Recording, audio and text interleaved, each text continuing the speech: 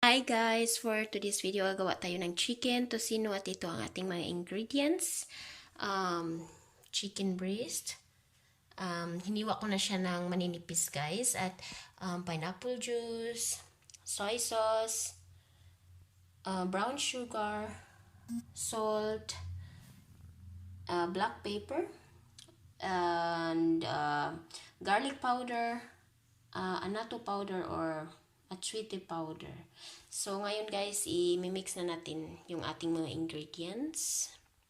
So, ito palang kinalabasan ng ating chicken tocino guys. Sorry guys, hindi ko napakita yung pag-mix natin ng ating ingredients kasi tanga si Inday, si Pobreng Bisaya, tanga kasi akala ko naka-record yun pala hindi. Tapos minimix ko naman, ako lang naman lahat ng ingredients na ipinakita ko kanina guys. Tapos ito na yung kinalabasan. Tapos pwede nyo naman tikman yung sauce kung okay na sa inyo yung panglasa or may kulang pwede nyo naman dagdagan kasi iba-iba naman tayo ng panlasa. Tapos yung list ng ingredients guys at saka measurement ilalagay ko lang sa description box para makita nyo yung measurements ng ating ingredients. So, papakita ko mamaya guys yung kinalabasan ng ating chicken tocino. Later! So, ayan guys, magluluto na tayo ng ating tocino. Ayan, nagpapainit na ako ng aking mantika. Tapos, kapag mainit na siya, ilalagay na natin yung ating tocino. So, ayan, init na siguro ang ating mantika, guys. Ilalagay na natin ang ating, tocino. So, isasahin natin.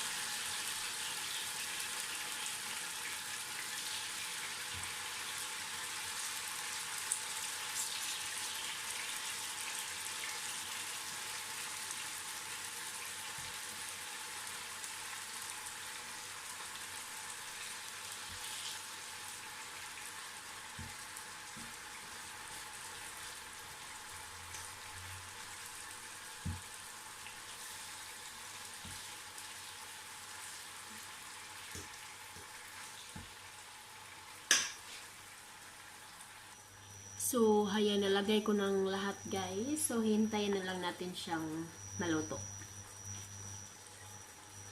So, nabaliktad ko na siya guys. Ang bango. Hintayin na lang natin maluto to guys.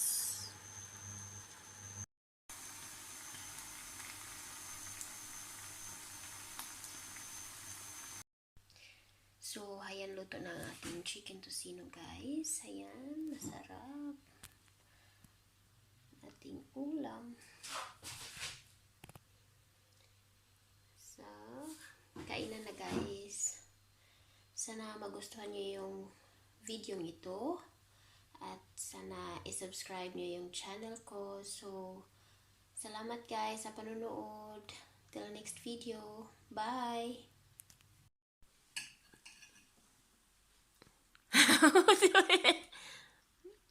Leka? Sí. Ido. Lecker. Así. Ist das lecker? Bist du sicher? Bin ganz sicher. Ist das lecker, Amsi? Best Tocino ever. Halt. Taste it. Wala pang yung asawa ko, guys. Walang ligo. Tocino.